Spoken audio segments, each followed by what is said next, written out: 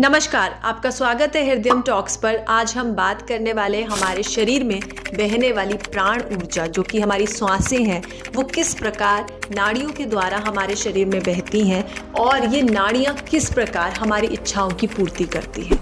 सबसे पहले ये जानना ज़रूरी है कि हमारे शरीर में 72,000 नाड़ियाँ हैं, जिसमें से 24 प्रधान हैं, 101 अति प्रधान है और 3 नाड़ियाँ अतिशय प्रधान हैं।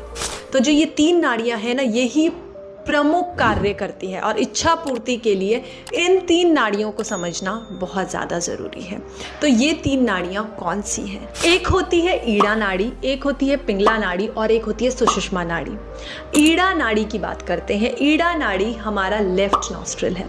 जो लेफ्ट नॉस्ट्रिल से हम श्वास लेते हैं ना, वो ईड़ा है, या फिर उसको लेफ्ट स्वर भी बोला जाता है या चंद्र स्वर भी बोला जाता है। ये हमारे मन का कारक होती है। ये ईड़ा नाड़ी हमारे सबकॉन्शियस प्रोग्रामिंग का भी कारण होती है। जितने भी कार्य हम मन से करते हैं ना, वो सारे के सारे हम ईड़ा नाड़ी में करते हैं या फिर लेफ्ट स्वर में करते हैं, चंद्र स्वर में करते हैं। ये मन को दर्शाती है और ये हमें इंट्रोवर्ट बनाती है, मतलब हम अपने आप में खुश रहते हैं। ये शांति का प्रतीक होती है, ये मून को दर्शाती है। तो ये सारी चीज़ें हुई है ईड़ा नाड़ी के बारे में। अब बात करते हैं पिंगला नाड़ी के बारे में।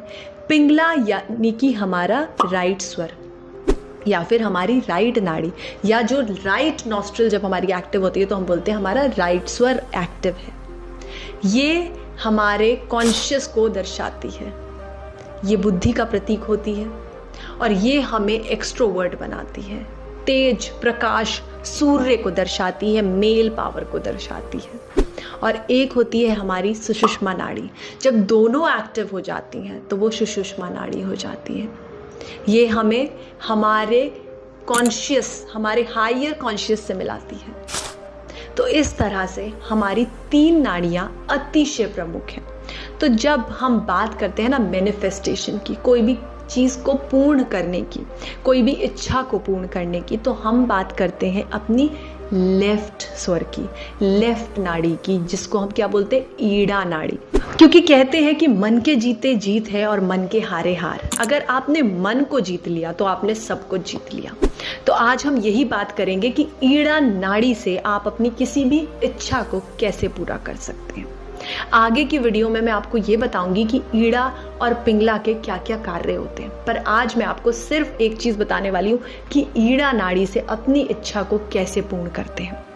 तो आप कोई भी इच्छा जो आप पूरी करना चाहते हैं, अभी एक एक करके एक एक इच्छा को लीजिए, उस इच्छा को मन में सोच लीजिए। और जब भी हम किसी इच्छा को सोचते हैं, किसी इच्छा के बारे में बात करते हैं, जो भी चीज़ हम चाहते हैं ना हमारी ज़िंदगी में पूरी हो जाए, तो उसको हमेशा सगुण में करते हैं। मैंने पिछली वीडियो में ये बहुत अच्छे से एक्सप्लेन किया है। आपको सांस को भर के, कुंभक लगा के, होल्ड करके उस इच्छा को सोचते रहना है, उस इच्छा को बोलते रहना है। फिर आपको अपनी सांस को छोड़ना है, निर्गुण करना है, एक्सहेलेशन करना है।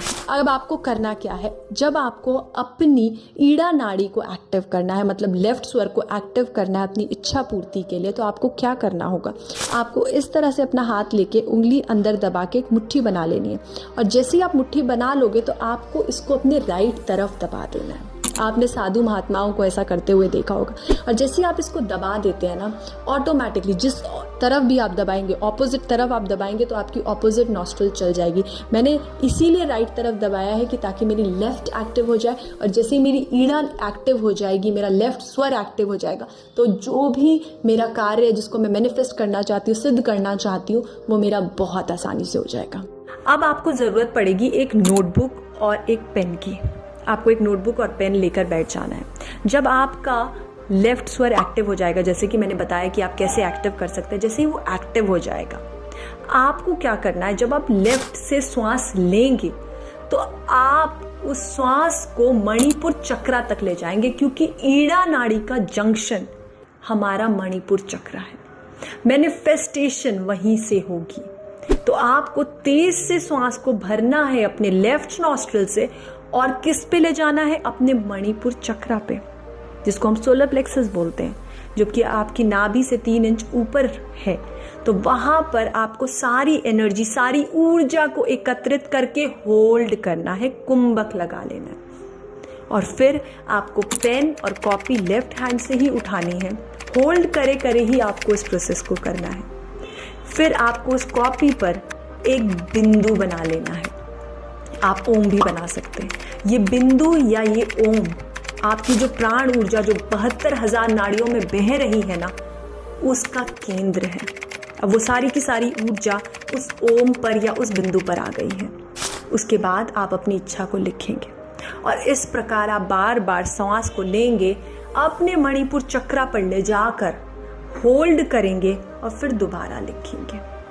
फिर अपनी ऊर्जा को इकट्ठा करेंगे, श्वास लेंगे, सगुण करेंगे और कुंभक लगा के कहाँ पर होल्ड करेंगे, कहाँ तक उस एनर्जी को ले जाना है, मणिपुर चक्रा तक, और फिर लिखेंगे। इस प्रकार आपको 108 बार अपनी इच्छा को लिखना है और इस इच्छा को 21 दिन तक लगातार लिखना है। आप देखेंगे कि जैसे जैसे आप श्वास ले रहे हैं ना, आपके अंदर एक शीतलता आ रही है, ठंडक का एहसास हो रहा है, क्योंकि ईड़ा नाड़ी चंद्र का कारक है, माँ का कारक है, इच्छाओं का कारक है, माँ पार्वती का स्वरूप है। तो जिस तरह आप श्वास लेंगे, आपकी ईड़ा नाड़ी बहुत एक्टिव हो जाएगी और आपकी जो मैनिफेस्टेशन है ना, वो सगुण के साथ, आपकी श्वासों के साथ जो अंदर जाएगी, वो 72,000 नाड़ियों में आपकी इच्छा फैल जाएगी और आपकी इच्छा पूरी होने लग जाएगी। तो इस तरह से आपको ये पूरा प्रोसेस जो मैंने बताया है, ये आपको करना है। और कितने दिन तक? 21 दिन तक करना है। मैं आशा करती हूँ कि वीडियो आपको अच्छी लगी होगी। अगर अच्छी लगी है तो लाइक ज़रूर करिएगा, हमारे चैनल को सब्सक्राइब करिएगा। बहुत बहुत धन्यवाद।